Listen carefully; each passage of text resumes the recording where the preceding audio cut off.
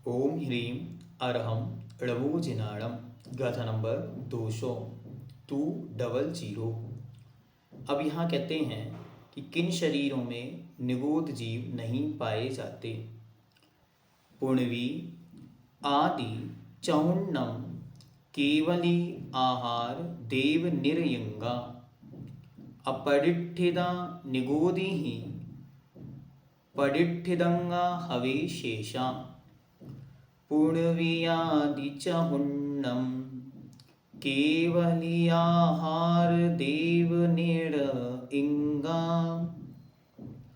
अपडिठिदा निगोदिः पडिठिदंगा हवे शेषा।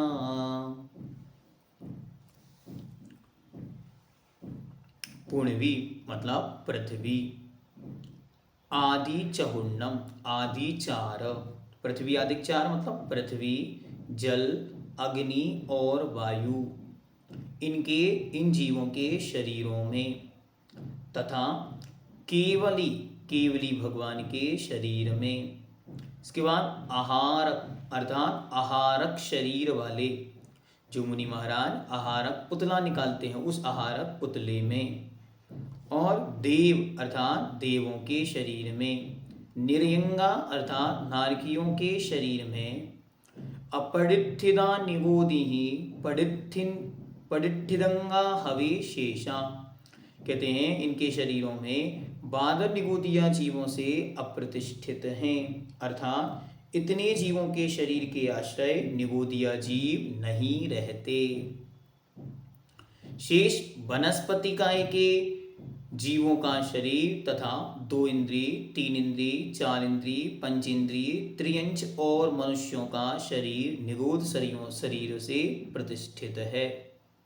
पहले तो क्या कह दिया, नहीं है किन में, तो वहां तक कहा, और फिर कहते हैं पडिठिदंगा हवे शेषा, इनके अलावा जो बचे हैं उन सबके शरीरों में निगोदिया जीव रहते हैं।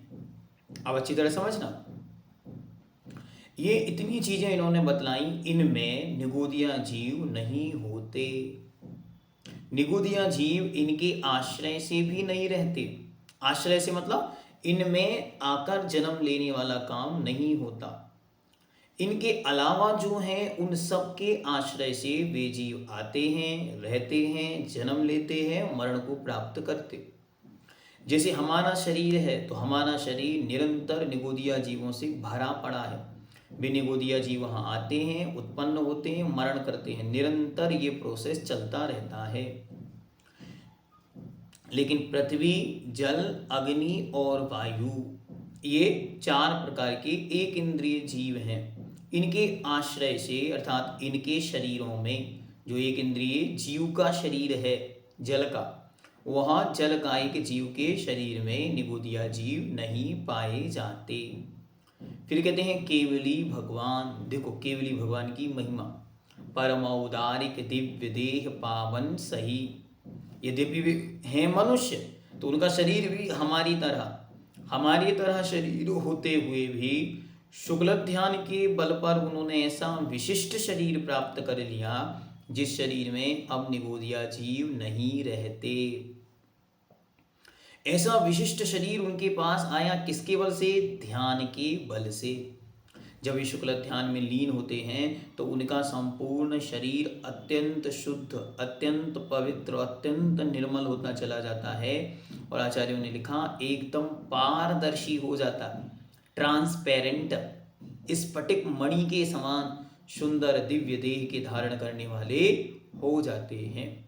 इससे हमें यह समझना है कि जैसे ध्यान के बल पर केवली भगवान का वह शरीर निगोदिया जीवों से रहित हो जाता है, इतना विशिष्ट तेज उस शुक्ल ध्यान में होता है, तो हम लोगों के पास धर्म ध्यान है। हम धर्म ध्यान के बल पर कुछ विशेष कर सकते हैं, अर्थात अपने जीवन को एक नई रूपांतरण करना, अपने जीवन को एक नई दिशा या दशा देना, ये सब काम हम क्रमशः इसके बल पर कर सकते हैं यदि हम प्रयास करें तो ध्यान, हाँ ध्यान सबके लिए अनिवार्य है। थोड़ा थोड़ा करते हुए किसी भी रूप में उसका अभ्यास अवश्य करें। इसके बाद कहते हैं आहारक शरीर, जो केवली भगवान के शरीर में से, केवली भगवान जो मुनि महाराज होते हैं और उन्हें कोई विकल्प उत्पन्न हो जाए, आहारक समुद्घात के अंदर इसको अच्छी तरह समझाया है, तो उसकी वीडियो भी हम आपको डिस्क्रिप्शन में दे देंगे, तो आप उसको भी देख लेना कि वो क्यों निकलता है। तो 3 मुख्य कारण उन्होंने बतलाए, उसके निमित्त से उनके शरीर से एक पुतला निकलता है जो 1 हाथ प्रमाण का समचतुर संस्थान वाला अत्यंत सुंदर विशुद्ध होता है, शुभ होता है, वह पुतला निकलता है। वह पुतले के शरीर में भी किसी भी प्रकार में निगोदिया जीव नहीं पाए जाते। और इनके अलावा देव और नारकी, यद्यपि दोनों के शरीर अत्यंत विपरीत हैं, यद्यपि हैं वैक्रिक शरीर होते हुए भी इनके शरीर, देवों के शरीर और नारकियों के शरीर में महान अंतर है। जहाँ देवों के शरीर अत्यंत शुभ विक्रिया वाले हैं, वहीं नारकियों के शरीर अत्यंत अशुभ धातुओं से भरे हुए अशुभ विक्रिया वाले हैं। लेकिन दोनों के शरीर में मांस नहीं पाया जाने से निगोदिया जीव वहाँ उत्पन्न नहीं होते, यह विशेषता जाननी चाहिए। इनसे रहित जितने भी जीव बचे हैं, हवे शेषा पडिठिदंगा, जितने जीव बचे हैं वे सब प्रतिष्ठित हैं निगोदिया शरीरों से, चाहे 2 इंद्रिय हो, 3 इंद्रिय हो, 4 इंद्रिय हो, 5 इंद्रिय हो, त्रियंच हो, मनुष्य हो और वनस्पति काय, ये सब निगोदिया शरीरों से भरे पड़े हैं, ऐसा जानना चाहिए। शब्द एकदम सरल हैं।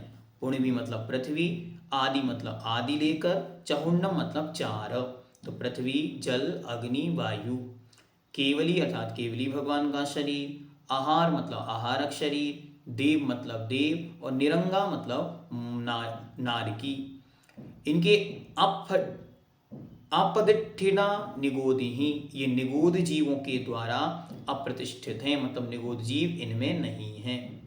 पडिठिदंगा हवे शेषा, और हवे मतलब इनके अलावा जो बचे शेष जीव हैं वे सब प्रतिष्ठित शरीरों से सहित हैं, ऐसा जानना चाहिए। जैनम जयतु शासनम।